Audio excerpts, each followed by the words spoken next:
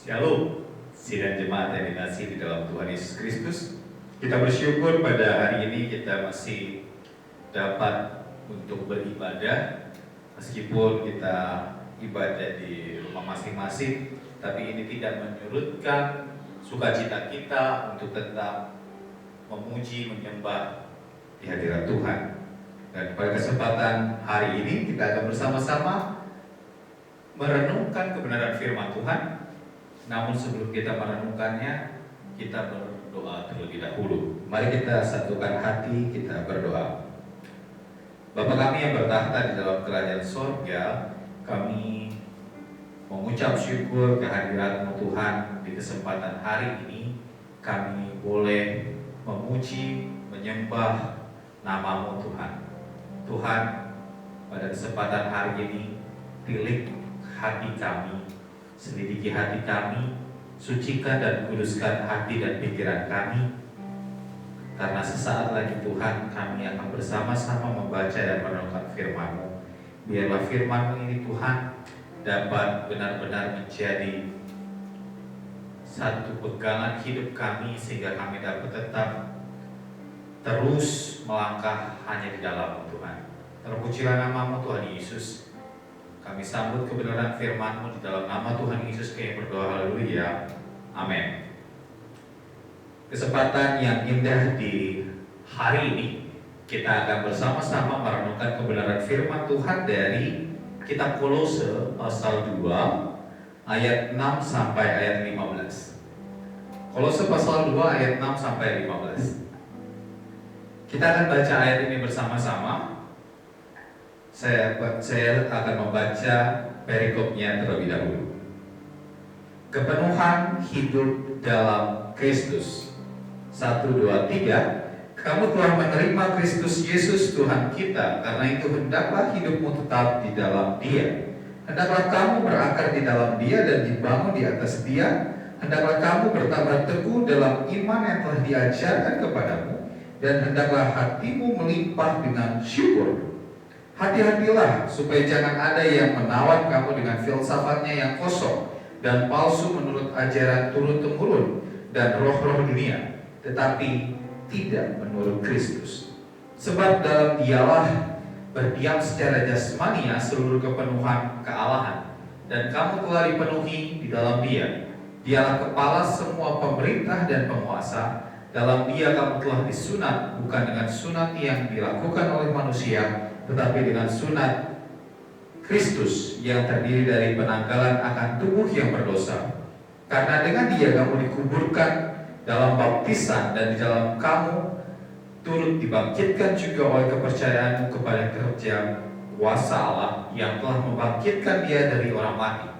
Kamu juga meskipun dahulu mati oleh pelanggaranmu dan oleh karena tidak disunat secara lahiriah, telah dihidupkan Allah bersama-sama dengan Dia sesudah Ia mengampuni segala pelanggaran kita, dengan menghapuskan surat hutang yang oleh ketentuan-ketentuan hukum mendakwa dan mengancam kita, dan itu ditiadakannya dengan memakukannya pada kayu salib. Ia telah melucuti pemerintah-pemerintah dan penguasa-penguasa, dan menjadikan mereka tontonan umum dalam kemenangannya atas mereka. Amin. Demikian jauh kebenaran firman Tuhan yang kita baca dan akan kita renungkan di kesempatan hari ini. Pada hari ini kita akan bersama-sama merenungkan firman Tuhan dengan tema yaitu hidup di dalam Kristus. Hidup di dalam Kristus. Firman Tuhan yang akan kita renungkan hari ini akan berkesinambungan sampai 2 minggu ke depan. Dan pada hari ini kita akan merenungkan firman Tuhan dengan subtemanya yaitu harus berakar. Harus berakar. Perikop dari pembacaan firman hari ini di sana ditulis oleh Lembaga Alkitab Indonesia adalah kepenuhan hidup dalam Kristus. Kepenuhan hidup dalam Kristus. Kata penuh itu sendiri berarti seperti satu wadah yang sudah terisi semua, dan tidak ada ruang atau tidak ada segi yang kosong.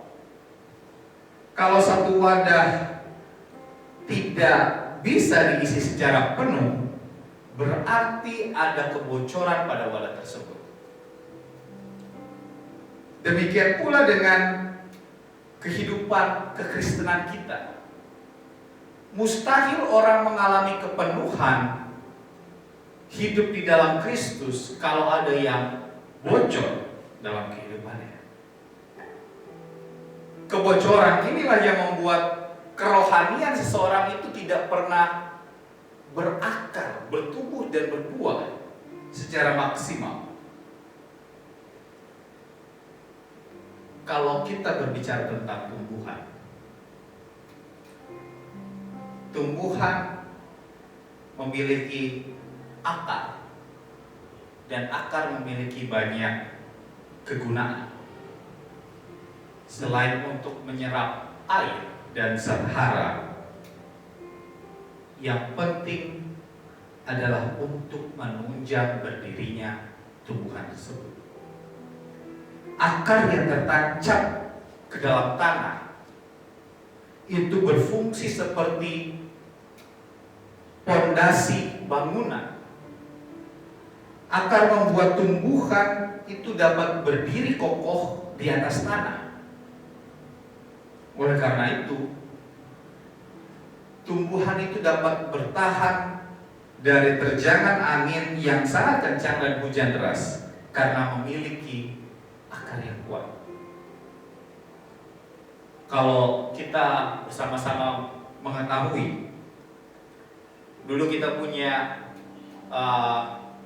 pohon belimbing sebelum dijadikan kanopi untuk parkiran motor. Gereja kita punya pohon belimbing dan pohon tersebut punya akar yang sangat kuat. Dan ketika mau menebang pohon belimbing tersebut membutuhkan waktu yang sangat lama karena pohon belimbing punya akar yang kuat.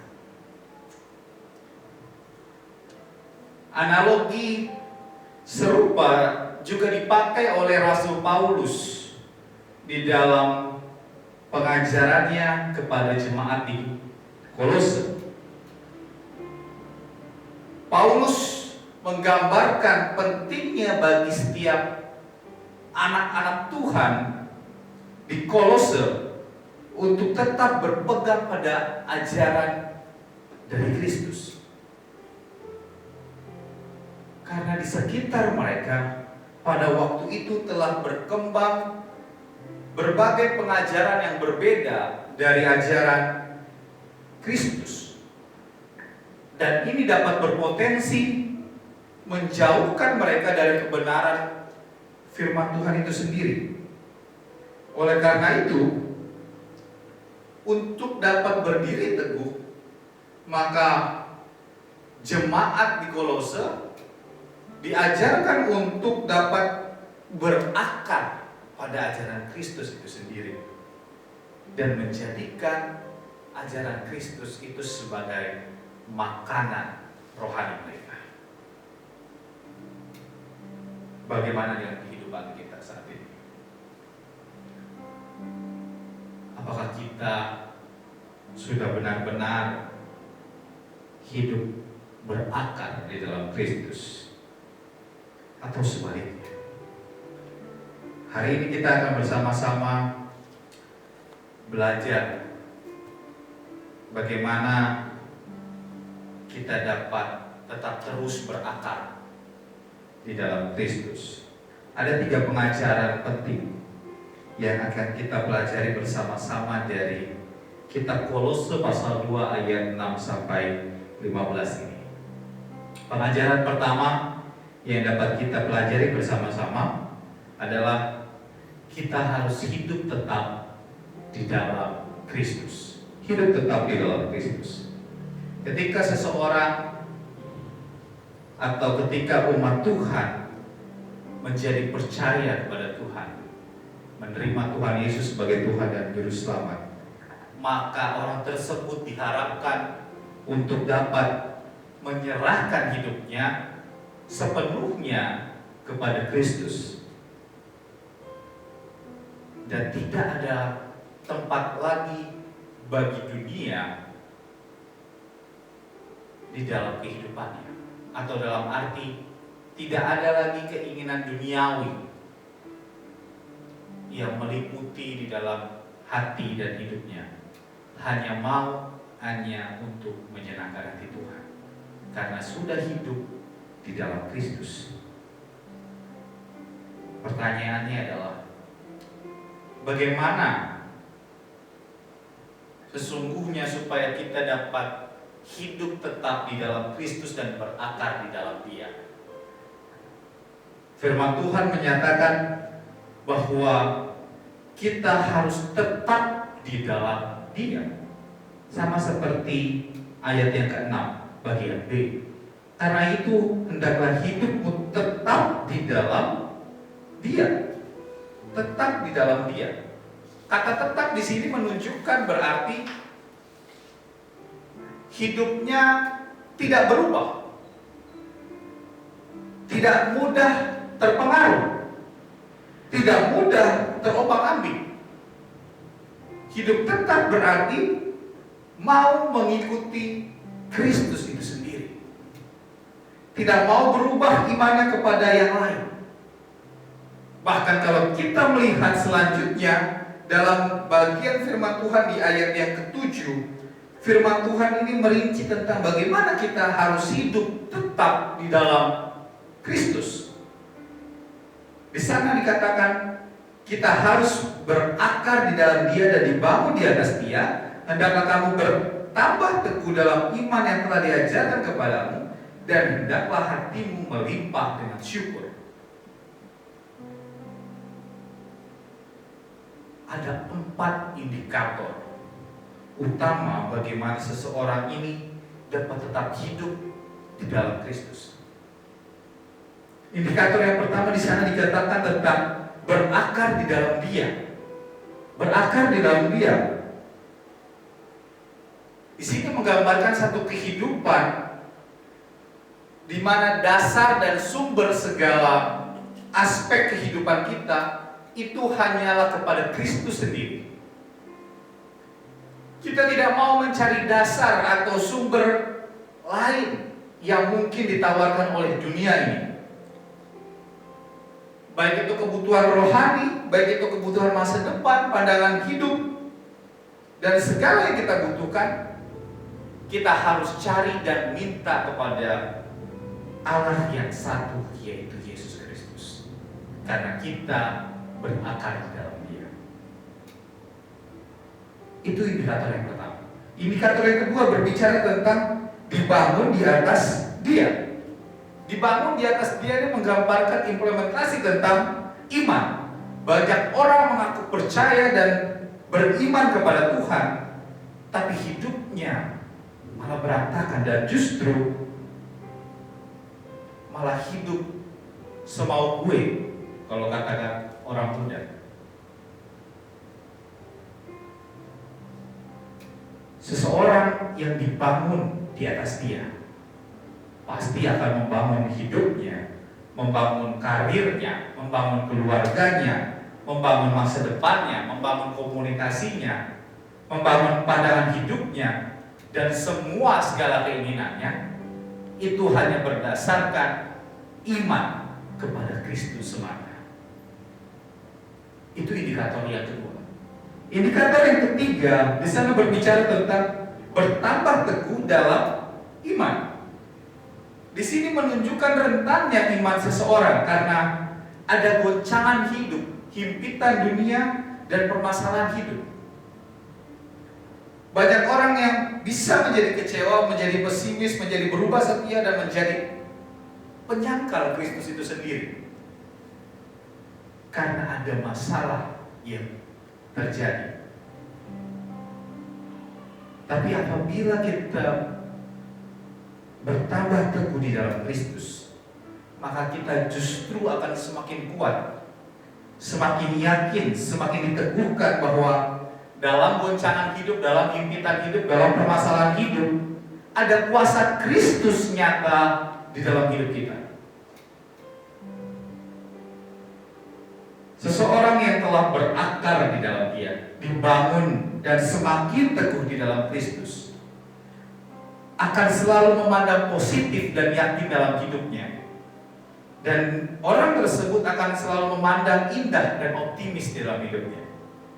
Dan setiap pribadi yang selalu memandang indah dan optimis pasti akan selalu bisa bersyukur dalam segala hal.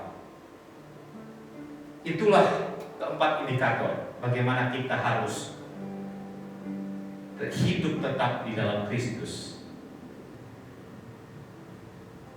Itu tadi adalah pengajaran yang pertama, yaitu kita harus tetap di dalam Dia. Pengajaran yang kedua, yaitu jangan tertawan dengan hidup duniawi. Jangan tertawan dengan hidup duniawi. Rasul Paulus di sini mengingatkan kepada kita tentang tertawan hidup duniawi. Peringatan ini bukanlah peringatan yang sepele bagi hidup kita, tapi hal ini menunjukkan ada satu permasalahan yang serius di dalam hidup kita. Saat kita memilih hidup di dalam Kristus, ada iblis yang dengan segala keinginannya tidak melepaskan kita begitu saja. Iblis akan melemparkan jerat yang mematikan secara perlahan-lahan, yang akan mengikat dan menawan hidup kita. Seringkali kita tidak menyadari karena jerat yang dipasang oleh iblis itu begitu samar-samar. Dan tampaknya seperti pengajaran-pengajaran tentang kebenaran. Firman Tuhan mengatakan bahwa jerat utama yang sering dilemparkan itu adalah filsafat kosong, ajaran turun-temurun, dan roh nenek-nenek moyang. Kalau kita baca di ayat yang ke-8, dalam menghadapi goncangan hidup, himpitan dunia ini, permasalahan hidup, seringkali dunia juga ikut memberikan nasihat, memberikan pengajaran, bahkan juga menawarkan kekuatan dan solusi bagi hidup kita. Tapi kesemuanya itu didasarkan pada hal-hal duniawi di luar Kristus. Apa yang harus kita kerjakan? Firman Tuhan katakan bahwa kita harus menolak semua filsafat-filsafat kosong tersebut, ajaran-ajaran palsu, ajaran-ajaran dunia, dan seluruh kekuatan roh-roh yang ditawarkan oleh dunia ini. Hidup di dalam Kristus adalah hidup yang harus berakar. Hidup di dalam Kristus itu hanya ada satu, yaitu kita harus hidup di dalam Tuhan itu sendiri. Bahkan firman Tuhan mengatakan bahwa Kristus itu adalah kepala semua pemerintah dan penguasa. Apabila Dia telah tinggal dan dimeteraikan di dalam hati kita, maka sesungguhnya di dalam hidup kita ini telah dipenuhi oleh kekuatan, otoritas, dan telah dipenuhi oleh kewenangan dari Allah itu sendiri. Oleh sebab itu, untuk apa kita mencari kekuatan, pengajaran, bahkan roh-roh di luar Kristus yang tidak ada gunanya? Jangan kita menyerahkan kembali hidup kita kepada jerat iblis, tapi kita harus melawan jerat iblis tersebut dengan hidup di dalam Kristus dan hidup berakar di dalam Dia. Firman Tuhan mengajarkan kepada kita pengajaran yang kedua, berbicara tentang jangan tertawan dengan hidup dunia ini. Pengajaran yang ketiga mengajarkan kita tentang bersunatlah secara rohani. Bersunat secara rohani. Hidup di dalam Kristus dapat kita laksanakan sebagai orang percaya, dan hidup kita harus bersunat secara rohani. Apa sunat secara rohani? Firman Tuhan di sini menyatakan bahwa sunat rohani adalah ketika karena kemerdekaan di dalam Kristus, maka kita telah meninggalkan tubuh kita yang berdosa, dikuburkan dan dibangkitkan oleh Kristus, sehingga ada satu tujuan, yaitu memuliakan nama Tuhan. Sama seperti di ayat yang ke-11. Di sana dikatakan, dalam Dia kamu telah disunat, bukan dengan sunat yang dilakukan oleh manusia, tetapi dengan sunat Kristus yang terdiri dari penanggalan akan tubuh yang berdosa. Ayat 12 di sana dikatakan kembali, dan karena dengan Dia kamu dikuburkan dalam baptisan, dan di dalam Dia kamu turut dibangkitkan juga oleh kepercayaanmu kepada kerja kuasa Allah yang telah membangkitkan Dia dari orang mati. Meskipun kita telah percaya, telah diselamatkan dan telah dikuduskan di dalam Kristus, tapi seringkali perbuatan dosa masih kita lakukan karena kehidupan kita masih di dunia ini. Tapi firman Tuhan menegaskan bahwa kita harus bersunat secara rohani. Setiap perbuatan dosa yang mungkin kita lakukan di dunia ini harus kita tinggalkan, harus kita putuskan, harus kita ubah, harus kita meninggalkan itu semua, sehingga kita tidak dibelenggu, tidak dikuasai oleh dosa. Perlu perjuangan keras untuk meninggalkan dosa ini. Tapi kita tidaklah sendirian. Kita berjuang bersama dengan Tuhan untuk memerangi.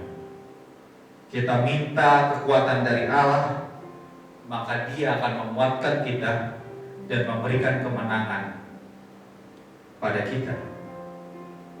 Kemenangan Tuhan mengalahkan dosa dan maut dari iblis di atas kayu salib. Ini adalah bukti kemenangan kita bersama Dia. Kita tidak lagi memiliki kekuatan, kita tidak lagi memiliki warisan iblis itu sendiri, karena kita telah ditebus dan telah lunas dibayar dengan darah yang mahal. Kita adalah orang-orang merdeka yang diperlengkapi dengan kekuatan Kristus untuk menjadi pemenang. Jangan takut untuk melawan dosa, karena sesungguhnya dosa itu telah dikalahkan oleh Kristus bagi kita. Oleh sebab itu, firman Tuhan pada kesempatan hari meneguhkan kita untuk kita hidup di dalam Kristus. Ada 3 pengajaran penting. Pengajaran yang pertama berbicara tentang hidup tetap di dalam Kristus. Pengajaran yang kedua berbicara tentang jangan tertawan dengan hidup duniawi. Pengajaran yang ketiga mengajarkan kita tentang bersunatlah secara rohani. Maka Ketika kita melakukan pengajaran ini, kita dapat hidup tetap di dalam Kristus dan berakar di dalam Dia. Demikian firman Tuhan yang bisa kita renungkan pada kesempatan hari. Tuhan Yesus memberkati kita semua. Amin. Mari kita bersatu hati, kita kembali berdoa. Kami mengucap syukur kepada-Mu ya Tuhan untuk firman-Mu yang telah meneguhkan hati kami, untuk kami dapat tetap hidup di dalam Kristus dan berakar di dalam Dia. Ada 3 pengajaran yang penting yang dapat kami lakukan. Biar ketiga pengajaran ini Tuhan dapat meneguhkan iman kami semakin lagi tetap teguh berakar di dalam-Mu ya Tuhan. Terima kasih Tuhan Yesus untuk firman-Mu pada hari ini. Kami berdoa Tuhan pada saat ini bagi seluruh sidang jemaat Tuhan GKI Ebenezer. Tuhan Yesus yang memberkati, Tuhan Yesus yang menyertai di dalam langkah kehidupan kami. Tuhan Yesus yang memberikan kekuatan, kesehatan, imunitas yang kuat bagi kami semua ya Bapa. Di dalam kami beraktivitas maupun bekerja, baik itu yang di dalam rumah maupun di luar rumah, Tuhan yang tetap terus berkarya dalam hidup kami.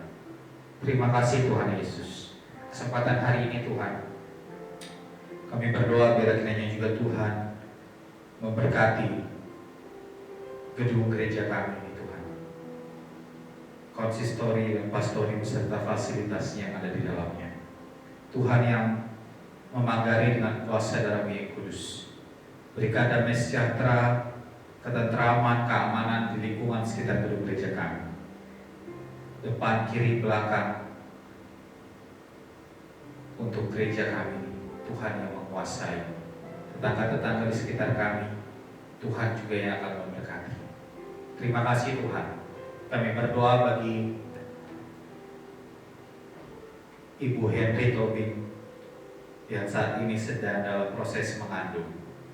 Tuhan berkati ibu dan anak yang ada dalam kandungan. Tuhan yang memberikan kekuatan, kesehatan, makanan, minuman, obat-obatan yang dikonsumsi ini dapat menjadi kekuatan, kesehatan bagi tubuh dari Ibu Henry Tobing dan juga anak yang ada dalam kandungan. Tiba pada waktu proses persalinan nanti, Tuhan yang berkarya, Tuhan yang memberikan kelancaran, ibu dan anak boleh sehat. Itu semua karena Allah turut bekerja di dalam proses persalinan. Segala biaya yang dibutuhkan di dalamnya Tuhan yang mencukupkan tepat pada waktunya. Kami berdoa juga Tuhan Yesus untuk pergumulan dari keluarga Bapak Jimmy Ginting, pergumulan dari keluarga Bapak Dewo. Kedua keluarga ini Tuhan merindukan kehadiran anak laki-laki maupun anak-anak perempuan di tengah-tengah keluarga ini. Tuhan yang berkarya bagi kedua keluarga ini. Tuhan yang tetap terus meneguhkan iman percaya mereka untuk menantikan penggenapan janji Tuhan terjadi bagi kehidupan mereka. Kami percaya Tuhan Yesus, mujizat-Mu masih bekerja sampai saat ini, dan Tuhan yang menghadirkan anak laki-laki dan anak-anak perempuan di tengah-tengah kedua keluarga ini. Terima kasih Tuhan. Kami berdoa Tuhan Yesus bagi bangsa dan negara kami. Bangsa dan negara kami Tuhan hingga sampai saat ini masih menghadapi wabah pandemi virus corona. Berkati para pemimpin bangsa kami, Bapak Presiden Joko Widodo dan juga Bapak Wakil Presiden Bapak Kiai Haji Ma'ruf Amin bersama para menteri, bersama pemerintahan daerah. Tuhan Yesus berikan hikmat, kebijaksanaan di dalam kehidupan mereka. Tuhan Yesus memberikan kekuatan, kesehatan juga di dalam kehidupan mereka, sehingga dalam setiap keputusan-keputusan yang diambil itu semua karena Tuhan campur tangan di dalamnya. Kami berdoa Tuhan Yesus untuk setiap daerah-daerah yang masih banyak terdapat wabah ini, Tuhan yang akan memberkati, Tuhan yang akan memulihkan keadaan setiap daerah-daerah ini. Tuhan juga yang memberkati setiap tenaga medis yang turut ambil bagian di dalamnya, baik itu tim dokter, tim perawat, tim relawan. Berkati kerja mereka ya Bapa. Jerilah mereka tidak sia-sia di hadapan Tuhan Yesus yang terus berkarya dalam kehidupan mereka, memberikan kekuatan dan kesehatan, sukacita, semangat yang berasal daripada tercurah bagi mereka. Kami berdoa untuk setiap keluarga yang ditinggalkan di rumah mereka masing-masing.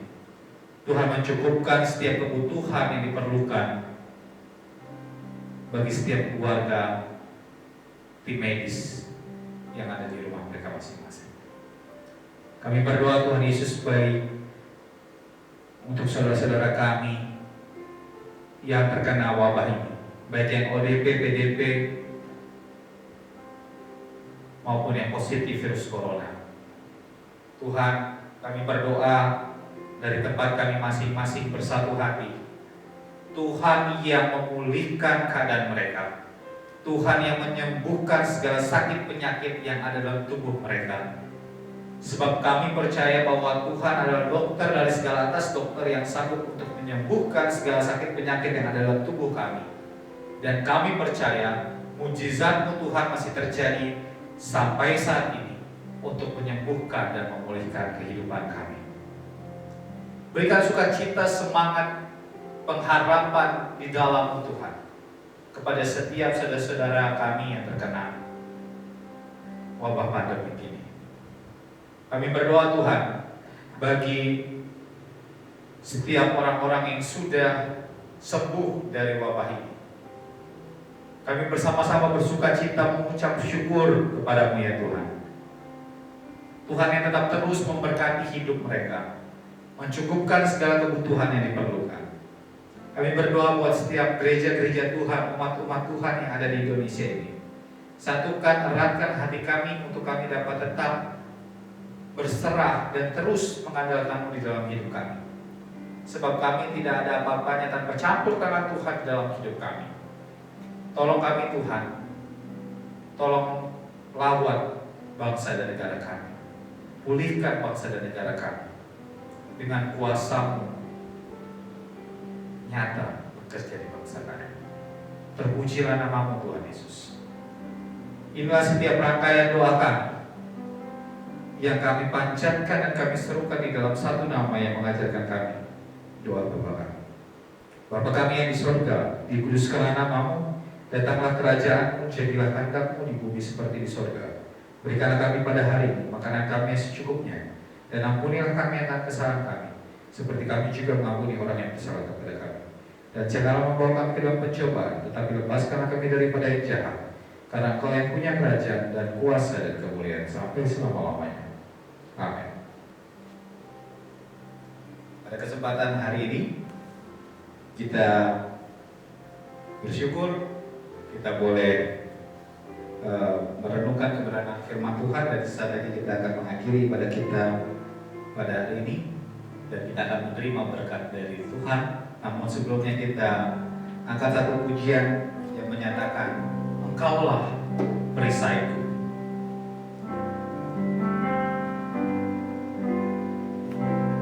Engkaulah perisaiku saat badai hidup menerpaku. Firman-Mu di dalamku, pulihkan jiwaku. Ku kan berdiri di tengah badai dengan kekuatan yang Kau berikan. Sampai kapanpun ku kan bertahan, karena Yesus selalu menopang.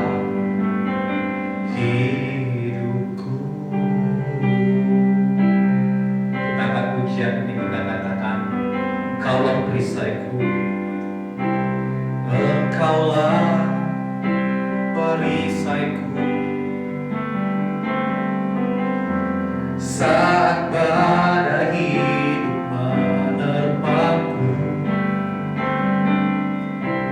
Firman-Mu di dalamku, pulihkan jiwaku.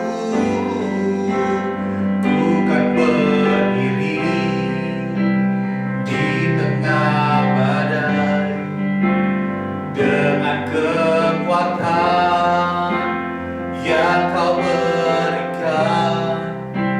Sampai kapanpun ku kan bertahan, karena Yesus selalu menopang.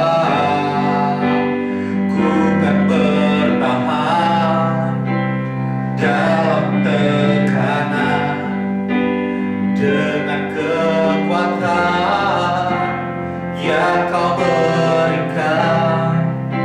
Sampai kapanpun tak tergoyahkan, karena Yesus selalu menopang hidupku.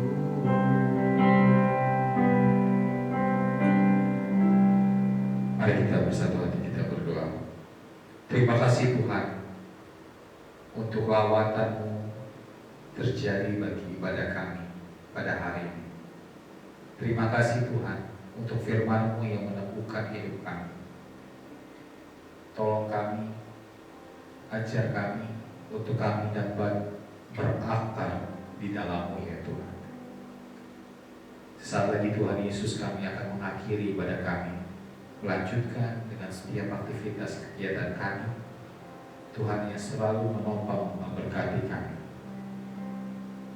Mari sidang jemaat Tuhan, arahkan hati dan pikiran kita tertuju kepada Tuhan. Tuhan memberkati engkau dan melindungi engkau. Tuhan menyinari engkau dengan wajah-Nya dan memberi engkau kasih karunia. Tuhan menghadapkan wajah-Nya kepadamu dan memberi engkau damai sejahtera, mulai hari ini sampai selama-lamanya. Amin.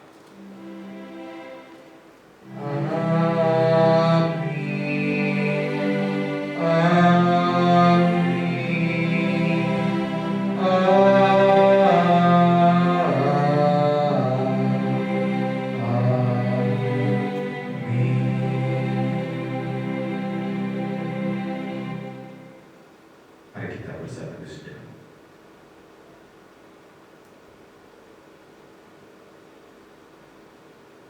Amin.